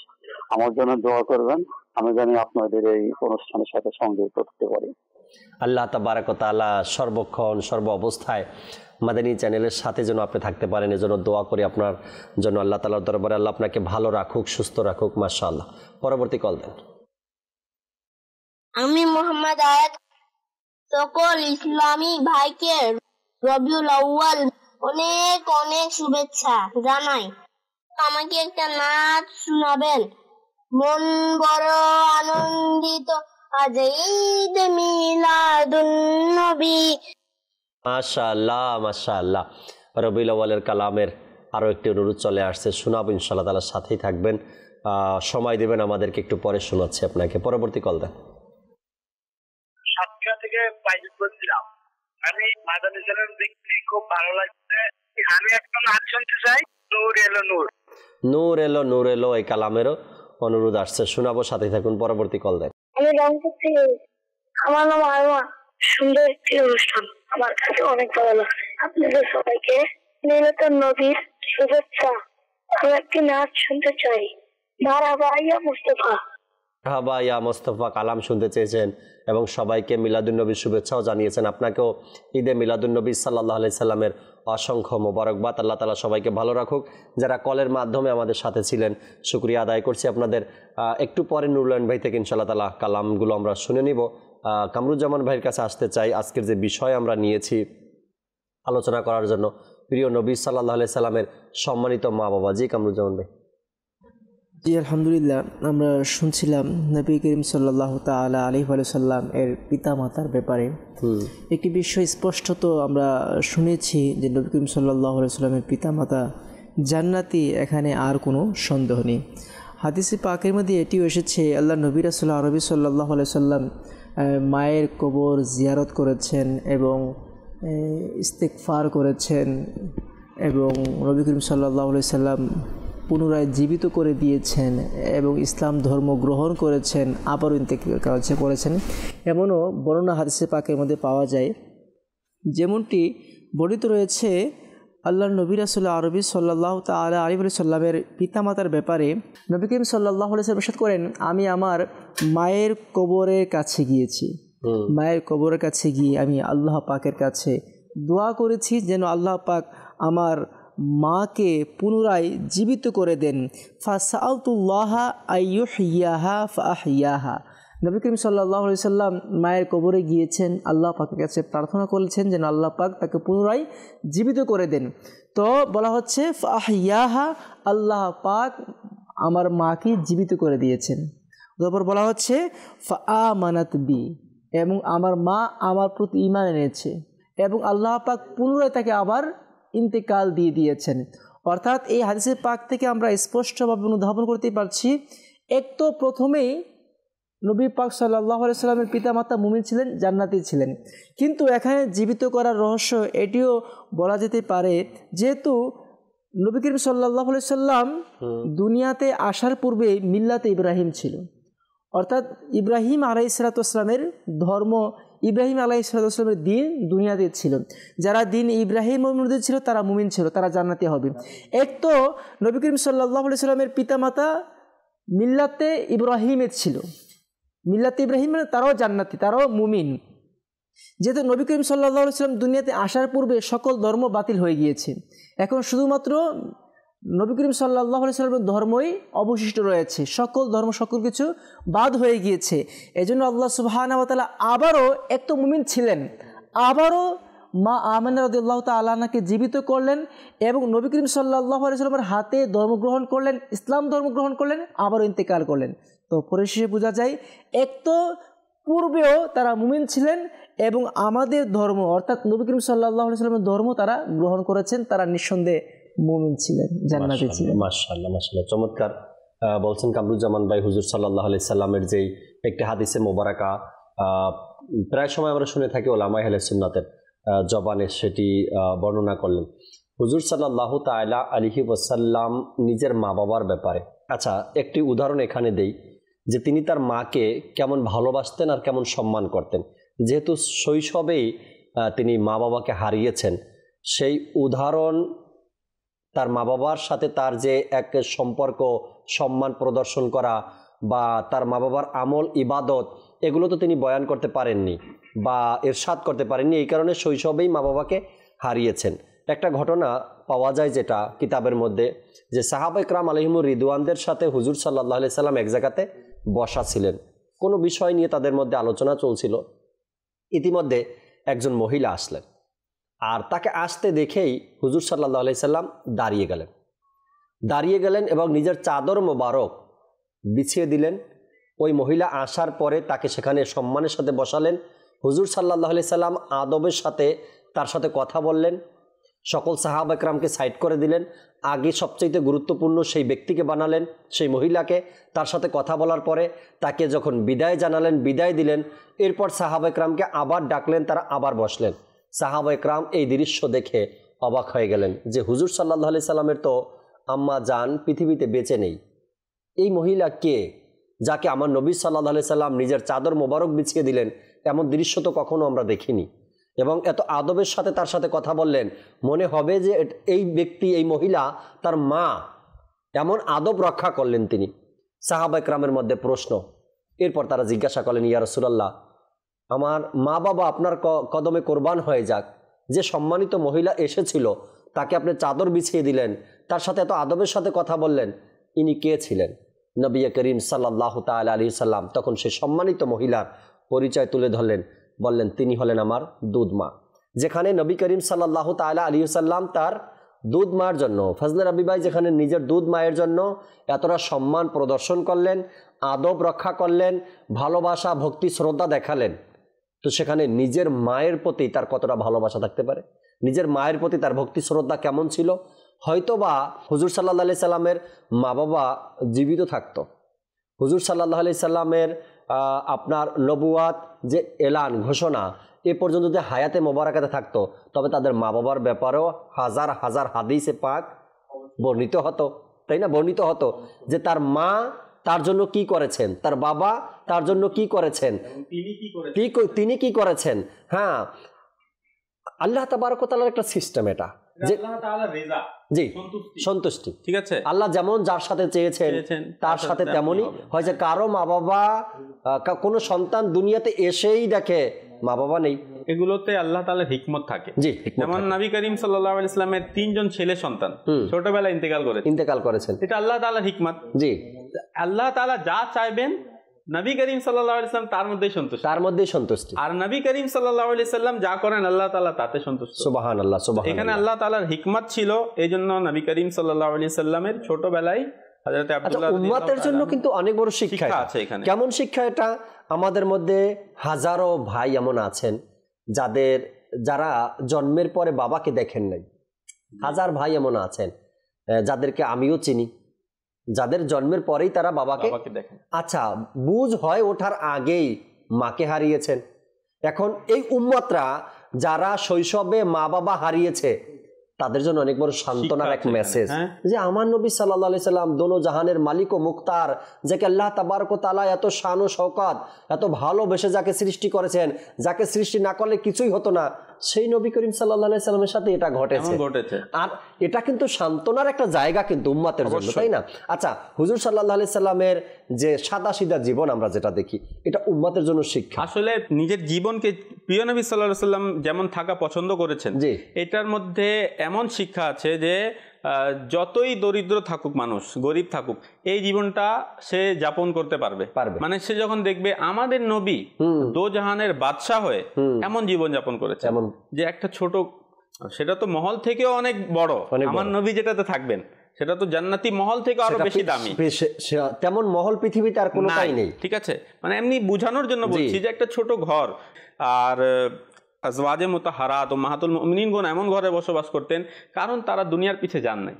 তারা, আচ্ছা, নবী করিম সাল্লাল্লাহু আলাইহি ওয়াসাল্লামের ব্যাপারে বলা হয় না যে খেজুরের পাটি, খেজুরের চাটাই, হ্যাঁ, এটার মধ্যে নবী করিম সাল্লাল্লাহু আলাইহি ওয়াসাল্লাম ঘুমাতেন। আজকে যদি কারো কাছে খাট না থাকে, সে কি এটা বলতে পারবে আমার কাছে খাট নাই কেন? সে দেখবে আমার নবী তো মাটিতে ঘুমাতেন, খেজুরের পাটিতে, তো আমার কি সামর্থ্য, আমার কি? তিনি আল্লাহর হাবিব হয়ে এমনভাবে তিনি থাকতেন, তো আমাদের নাই, তো আমাদেরকে এখন সেখান থেকে শিক্ষা নিতে হবে আর আল্লাহ তাআলার সন্তুষ্টিতে সন্তুষ্ট থাকতে হবে। আচ্ছা, হযরত আব্দুল্লাহ রাদিয়াল্লাহু তাআলা আনহু তখন ইন্তেকাল করেছেন যখন নবী করিম সাল্লাল্লাহু আলাইহি সাল্লাম তার মায়ের গর্ভে ছিলেন। হযরত আব্দুল্লাহ রাদিয়াল্লাহু তাআলা আনহুকে হযরত আব্দুল মুত্তালিব রাদিয়াল্লাহু তাআলা আনহু তিনি ব্যবসার জন্য সিরিয়ায় পাঠিয়েছিলেন। তো সেখান থেকে আসার সময় হযরত আব্দুল মুত্তালিব রাদিয়াল্লাহু তাআলা আনহু যে নানার বাড়ি বানু আদি বিন নাজার, সেখানে হযরত আব্দুল্লাহ রাদিয়াল্লাহু তাআলা আনহু 1 মাস অসুস্থ ছিলেন, তারপর ইন্তেকাল করেন।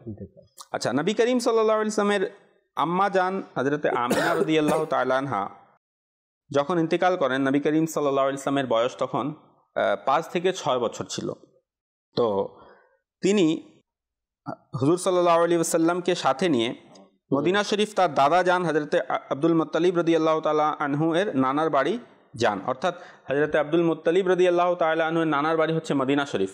আর নবী করিম সাল্লাল্লাহু আলাইহি ওয়াসাল্লাম যেহেতু মক্কায় জন্মগ্রহণ করেছেন, তো মক্কা থেকে তিনি মদিনা শরীফ, দেখেন জাকির ভাই, হিজরত করে তো গিয়েছেনই মদিনা, কিন্তু ছোটবেলাও নবী করিম সাল্লাল্লাহু আলাইহি ওয়াসাল্লাম মদিনা শরীফে গিয়েছিলেন নিজের আম্মা জানের সাথে। সেখানে হযরতে উম্মে আইমান রাদিয়াল্লাহু তাআলা আনহা, যিনি খাদেমা ছিলেন হযরতে আমিনা রাদিয়াল্লাহু তাআলা আনহা, তিনিও সাথে ছিলেন। তো সেখান থেকে ফেরার সময় হযরতে আমিনা রাদিয়াল্লাহু তাআলা আনহা আবওয়া নামক স্থানে ইন্তেকাল করেন, আর সেখানেই তাকে দাফন করা হয়। তো এই ইন্তেকালের সময় আমিনা রাদিয়াল্লাহু তাআলা আনহা নিজের সন্তানের দিকে, নবী করিম সাল্লাল্লাহু আলাইহি ওয়া সাল্লামের দিকে ভালোবাসার দৃষ্টিতে তাকালেন, আর কয়েকটি আরবি শেরও পাঠ করলেন, আরবি পংক্তিও পাঠ করলেন, সুবহানাল্লাহ, যার বাংলা অনুবাদ হচ্ছে এমন যে, হেই পরিচ্ছন্ন সন্তান, আল্লাহ পাক তোমার মাঝে বরকত রাখুক। হে তার সন্তান, যিনি বড় নেয়ামত সম্পন্ন বাদশাহ আল্লাহ পাকের সাহায্যে মৃত্যু থেকে মুক্তি পেয়েছিলেন। অর্থাৎ হযরতে আব্দুল্লাহ রাদিয়াল্লাহু তাআলা আনহুর ব্যাপারে বলছেন যে, হযরতে আব্দুল্লাহ রাদিয়াল্লাহু তাআলা আনহু যেহেতু হযরতে আব্দুল মুত্তালিব রাদিয়াল্লাহু তাআলা আনহুর সন্তান, আর আব্দুল মুত্তালিব রাদিয়াল্লাহু তাআলা আনহু এই মান্যত মেনেছিলেন যে আমার 10 জন সন্তান হলে একজনকে আল্লাহর রাস্তায় কুরবানি করব। আল্লাহ আল্লাহ আল্লাহ, এই মান্যত মেনেছিলেন। আর তিনি কেন মান্যত মেনেছিলেন? তিনি একটা স্বপ্ন দেখেছিলেন যে তিনি জমজম শরীফের যে কূপ রয়েছে তিনি সেটা খনন করছেন। তিনি স্বপ্নে এটা দেখেছেন, আর যখন স্বপ্ন দেখলেন তো বাস্তবে তিনি যখন জমজম শরীফের কূপ খনন করলেন তো তখন তিনি এই মান্যত করলেন, কারণ এত বড় একটা কাজ জমজম শরীফ, এই কূপ আমার মাধ্যমে খনন করা হয়েছে আবারও, তো আমি কি করব? আমি আমার একজন ছেলেকে কুরবানি করব আল্লাহর রাস্তায়। তো হযরত আব্দুল মুত্তালিব রাদিয়াল্লাহু তাআলা আনহুকে আল্লাহ তাআলা 10টা সন্তান দান করলেন। তো এই 10টা সন্তান যখন আল্লাহ দান করলেন তো হযরত আব্দুল মুত্তালিব রাদিয়াল্লাহু তাআলা আনহুর ওই মান্যতের কথা স্মরণ আসলো। তো এখন তিনি কি করলেন? লটারি করলেন, অর্থাৎ সবার নাম লিখলেন আর বললেন যে যার নাম উঠবে তাকে আমি কুরবানি করব। কুরবানি বলতে আল্লাহর রাস্তার জন্য ত্যাগ করে দিবেন না, আসলে উৎসর্গ করবেন, আসলেই তিনি কুরবানি দিতেন। ঠিক আছে, তো এখন হলো কি, যখনই নাম উঠছে হযরত আব্দুল্লাহ রাদিয়াল্লাহু তাআলা, যখনই নাম উঠছে হযরত আব্দুল্লাহ রাদিয়াল্লাহু তাআলা, আল্লাহ পছন্দ করে নিয়েছেন, তখন লোকেরা বলল, হুজুর আমাদের উপর একটু দয়া করুন হুজুর, যদি আপনি আপনার ছেলেকে আজকে কুরবানি দিয়ে দেন, তা আপনি যেহেতু এই কাবিলার মানে আপনি কাবা শরীফকে দেখভাল করেন, মুতাওয়াল্লি আপনি, এখানে সবাই আপনাকে মানে, তাহলে তো সবাইকে নিজের সন্তান কুরবানি দিতে হবে, কিছু দয়া করুন। তখন কি করলেন? হযরত আব্দুল্লাহ রাদিয়াল্লাহু তাআলা আনহু আর 10টা উট একদিকে রাখলেন, আবারও নাম বের হলো হযরত আব্দুল্লাহ রাদিয়াল্লাহু তাআলা, আবার 10টা উট, আবার নাম উঠালেন হযরত আব্দুল্লাহ রাদিয়াল্লাহু, একই নাম উঠতেছে। যখন 10 10 10 10 করে 100 উট আসলো, তখন ওই উটের নাম মানে উঠলো 100 উটের সময়, তখন এই হযরত আব্দুল্লাহ রাদিয়াল্লাহু তাআলা আনহু এর পরিবর্তে 100 উট কি করলেন? কুরবানি করে দিলেন। আর হযরত আব্দুল্লাহ রাদিয়াল্লাহু তাআলা আনহুকে আল্লাহ তাআলা হিফাজত করলেন। তো এই জন্য নবী করিম সাল্লাল্লাহু আলাইহি সাল্লামও নিজেকে বলতেন আনা ইবনু জাবিহাইন, আমি 2 জাবিহার সন্তান। একজন হচ্ছেন হযরত আব্দুল্লাহ, যেহেতু তিনিও কিন্তু কুরবানি হয়ে যেতেন, আল্লাহ তাআলা রক্ষা করেছিলেন। আর হযরত ইসমাঈল আলাইহিস সালাম যিনি কুরবানি হয়ে যেতেন, সেখানে আল্লাহ তাআলা রক্ষা করেছেন। তো সেটাই হযরত আমিনা রাদিয়াল্লাহু তাআলা আনহা বললেন যে আল্লাহ পাক যাকে মৃত্যু থেকে মুক্তি দিয়েছেন, হে আমার প্রিয় সন্তান, যা কিছু আমি স্বপ্নে দেখেছি তা ঠিক, তুমি তো সম্মান ও মহত্ববান আল্লাহ পাকের পক্ষ থেকে সৃষ্টির প্রতি পয়গম্বর হয়ে এসেছো। তুমি হেরেম ও হেরেম নয় এমন সব এলাকার পক্ষে ইসলামের জন্য প্রেরিত হয়েছো, যা তোমার নেককার পিতা আল্লাহ পাকের প্রিয় নবী হযরত ইব্রাহিম আলাইহিস সালামের দিন ছিল।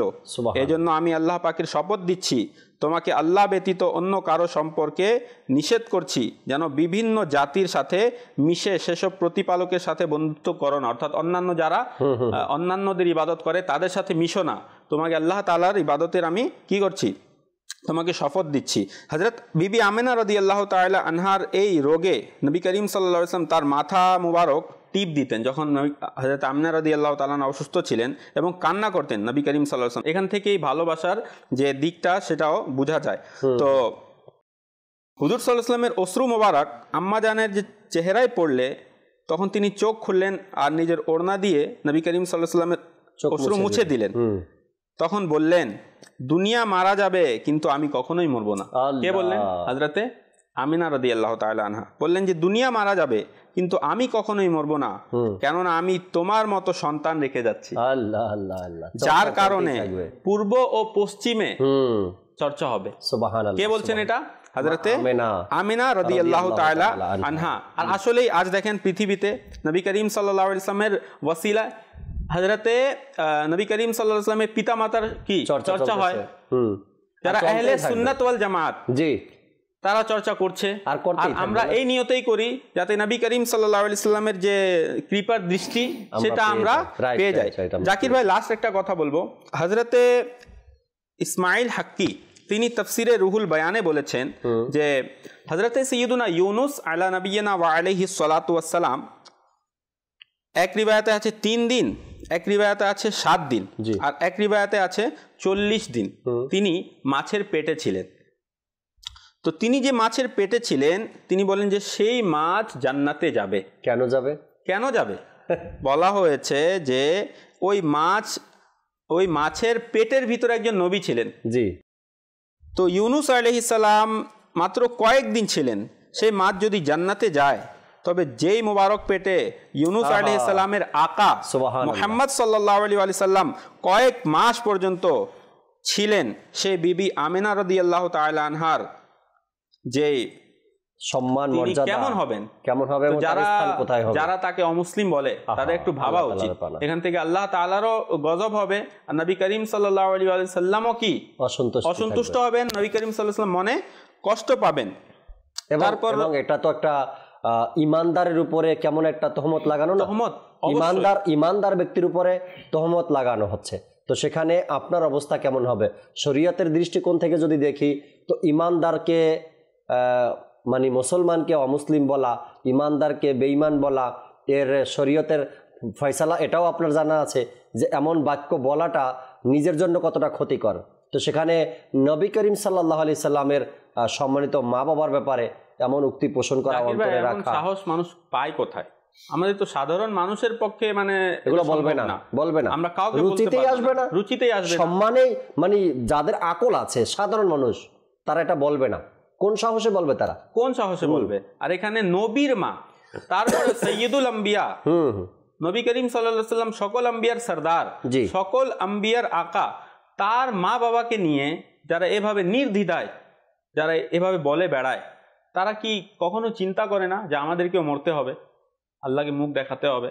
তখন কি নবী করিম সাল্লাল্লাহু আলাইহি সাল্লাম যদি আখিরাতে কিয়ামতের দিন যদি বলেন আমি তো এই ব্যক্তিকে চিনিই না, আমি তো এই ব্যক্তিকে জানিই না, আমি এর কোনো সাহায্য করব না, মুখ ফিরিয়ে নেন, আমি এর সুপারিশ করব না, আর নবী করিম সাল্লাল্লাহু আলাইহি সাল্লাম যদি মুখ ফিরিয়ে নেন তাহলে বুঝে যান আল্লাহ তাআলাও তাকে কি তার জন্য নাজাত নেই, আল্লাহ তাআলাও তার উপর দয়া করবেন, কারণ আল্লাহ তাআলা তার উপরই দয়া করেন যাকে নবী করিম সাল্লাল্লাহু আলাইহি ওয়াসাল্লাম পছন্দ করেন, আর নবী করিম সাল্লাল্লাহু আলাইহি ওয়াসাল্লাম যার শাফাআত আল্লাহ দরবারে করবেন। আচ্ছা, আলা হযরত এখানে বলেছেন ফতোয়া রাজভিয়া শরীফে যে তিনি বলেন অসংখ্য আকাবির ওলামায়ে কেরামের মত হলো নবী করিম সাল্লাল্লাহু আলাইহি ওয়াসাল্লামের প্রিয় পিতামাতা মুসলমান এবং আখিরাতে তাদের মুক্তির ফয়সালা হয়ে গেছে। সুবহানাল্লাহ, এটা আলা হযরতের কথা। জি জি বলেন ইমাম জালালউদ্দিন সুয়ুতি শাফিঈ রাহমাতুল্লাহ আলাইহি প্রিয় নবী সাল্লাল্লাহু আলাইহি ওয়াসাল্লামের পিতামাতার ঈমানের ব্যাপারে 60টি কিতাব লিখেছেন। কয়টি? সুবহানাল্লাহ, 60টি কিতাব। ইমাম জালালউদ্দিন সুয়ুতি শাফিঈ রাহমাতুল্লাহ আলাইহিকে বলা হয় যে ইবনুল কুতুব, এত কিতাব লিখেছে, ঠিক আছে? যেমন এই যুগে যদি কেউ এত কিতাব লেখে তাকে বলা হবে কি জানেন? এই যুগের সুয়ুতি। আলা হযরতকেও নিজের যুগের সুয়ুতি বলা হয়, এত কিতাব লিখে। তো হযরত ইমাম জালালউদ্দিন সুয়ুতি সব বিষয় কিতাব লিখেছেন। তো প্রিয় নবী সাল্লাল্লাহু আলাইহি ওয়াসাল্লামের পিতামাতার ঈমানের ব্যাপারে 60টি কিতাব লিখেছেন, আনুষঙ্গিক সব ব্যাপারগুলোতে 60টি কিতাব লিখেছেন। এখন এখানে প্রশ্ন, যাদের মধ্যে এমন বদ আকীদা আছে, খারাপ চিন্তা ভাবনা আছে যে হুজুর সাল্লাল্লাহু আলাইহি সাল্লামের, আল্লাহ তাআলার পানা, তার মা বাবা ঈমানদার ছিল কি না, এমন যদি সন্দেহজনকও থাকে ঈমানদার ছিল কি না, তো একটু আপনাকেই প্রশ্ন করি বা আপনাদেরকেই করি, যাদের মধ্যে এমন চিন্তা ভাবনা আছে। সুয়ুতি রহমাতুল্লাহি তাআলা এর কয়টা কিতাব আপনি পড়েছেন? তো তার মতো হওয়া তো দূরের কথা, তার লিখিত কিতাব কয়টা পড়ছেন? যদিও 60টা থেকে একটা কিতাবও পড়ে থাকেন, তার লেখা হুজুর সাল্লাল্লাহু আলাইহি সাল্লামের মা বাবার প্রতি, তার মা বাবাকে, হুজুর সাল্লাল্লাহু আলাইহি সাল্লাম মা বাবাকে নিয়ে 60টা কিতাব লেখা, সেখান থেকে যদি একটা কিতাবও পড়ে থাকেন তবে আপনার এই ভুল ধারণা, আপনার এই ভুল বিশ্বাস দূর হয়ে যাবে এবং সঠিক বিশ্বাসটাই আপনি পাবেন। আসছিলাম নুরুল আমিন ভাইয়ের কাছে, অনুরোধের কালাম ছিল, শুনে আমরা সালাতু সালামের দিকে যাব ইনশাআল্লাহ তাআলা। জি নুরুল আমিন ভাই। Welcome, welcome, Mustafa, welcome, welcome, welcome, Mustafa, welcome, welcome, welcome, Mustafa, welcome, welcome, welcome, Mustafa, welcome. Marhaba shut marhaba, salle ala khush amdin.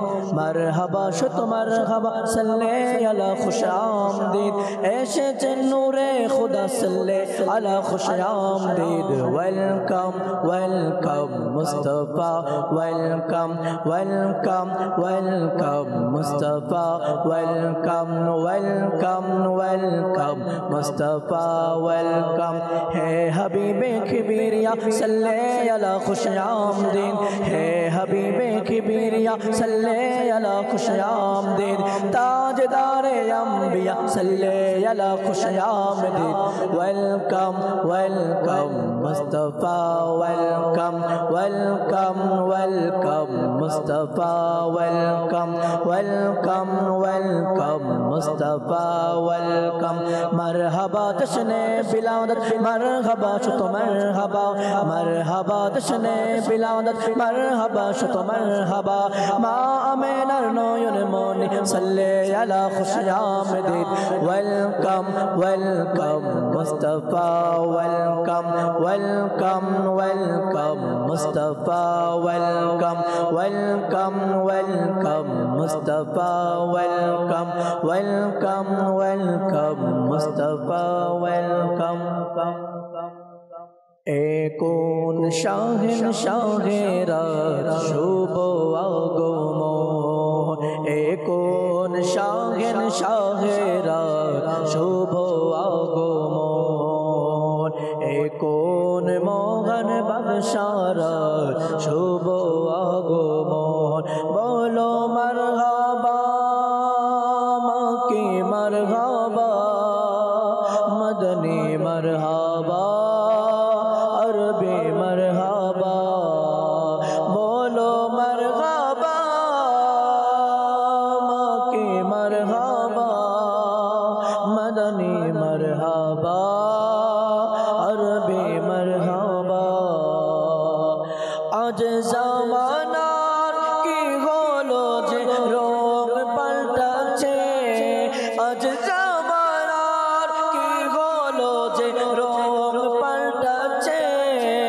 আজ দুনিয়ার কি হলো যে ধরন পাল্টাচ্ছে. আকা মারহাবা মাকি মারহাবা, মদনী মারহাবা, আরবি মারহাবা. আকা মারহাবা মাকি মারহাবা, মদনী মারহাবা, আজ তারকারা জমিনের দিকে কেন ধাবিত. আজ তারকারা জমিনের দিকে কেন ধাবিত.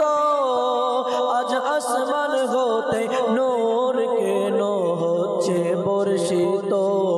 আকা মারহাবা মাকি মারহাবা,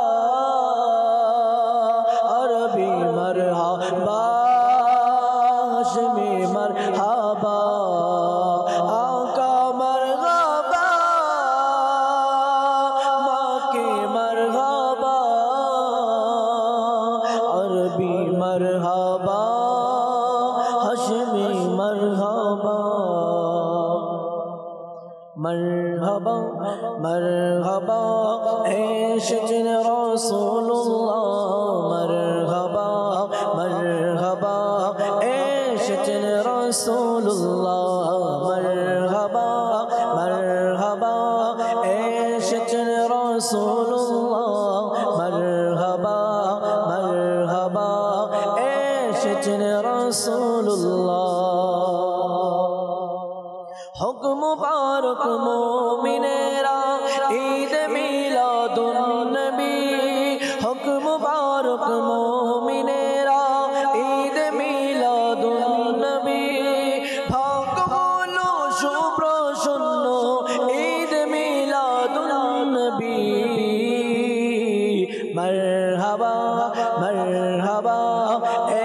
এসেছেন রাসূলুল্লাহ মারহাবা মারহাবা এসেছেন রাসূলুল্লাহ মারহাবা মারহাবা এসেছেন রাসূলুল্লাহ মারহাবা মারহাবা এসেছেন রাসূলুল্লাহ চারিদিকে হচ্ছে বর্ষণ রহমতের ঝরে চারিদিকে হচ্ছে বর্ষণ রহমতের ঝরে আন্দোলিত মেঘমালা আন্দোলিত মেঘমালা ঈদ মিলাদুন নবী মারহাবা মারহাবা এসেছেন রাসূলুল্লাহ মারহাবা মারহাবা এসেছেন রাসূলুল্লাহ। আল্লাহ তাবারক ওয়া তাআলা কবুল করেন। দর্শক শ্রোতা, দেখতে দেখতে একেবারে অনুষ্ঠানের শেষের দিকে আমরা চলে এসেছি। আল্লাহ চাই ইনশাআল্লাহ তাবারক ওয়া তাআলা এভাবে করে চেষ্টা করব প্রতিদিন আপনাদের সাথে থাকার এই প্রোগ্রাম নিয়ে। আশা করি আপনারাও আমাদের সাথে থাকবেন প্রতিদিন। আল্লাহ চাই এমন নতুন নতুন বিষয়গুলো আমরা জানতে পারবো, অনেক হাদিসে পাক শুনতে পারবো, অনেক ঘটনাগুলো আমরা শুনতে পারবো যা আমাদের অজানা, যা আমাদের বিশ্বাস রাখা উচিত, যা আমাদের আমল করা উচিত। আল্লাহ চাই ইনশাআল্লাহ তাআলা অনেক কথা হবে। আশা করি অনুষ্ঠানের সাথেই থাকবেন। আসুন যে যেখানে আছি আমরা দাঁড়িয়ে সালাতু সালাম পাঠ করি। मुस्तफा जाने रहमत पे लाखों सलाम शम्अ बाज़ में हिदायत पे लाखों सलाम होसे आज़म इमाम तो कावनों का जलवाए शान कुदरत पे लाखों सलाम डाल दे क़ल्बों में अज़मत सलाम शम्अ बाज़ में हिदायत पे लाखों सलाम। अस्सलातु वस्सलामु अलैका या रसूलल्लाह, अस्सलातु वस्सलामु अलैका या हबीबल्लाह, सुब्हानकल्लाहुम्मा व बिहम्दिका ला इलाहा इल्ला अंता अस्तगफिरुका व अतूबु इलैक, सुब्हानकल्लाहुम्मा व बिहम्दिका ला इलाहा इल्ला अंता अस्तगफिरुका व अतूबु इलैक, सुब्हानकल्लाहुम्मा व बिहम्दिका ला इलाहा इल्ला अंता अस्तगफिरुका व अतूबु इलैक। अस्सलातु वस्सलामु अलैका या नबी अल्लाह व अला आलिका व अस्हाबिका या नूर अल्लाह, ला इलाहा इल्लल्लाहु मुहम्मदुर रसूलुल्लाह सल्लल्लाहु ताआला अलैहि वसल्लम। তাহাজ্জুদ আর ফজরের অভ্যাস আছে যার, রহমত পূর্ণ প্রভাত হয় তার।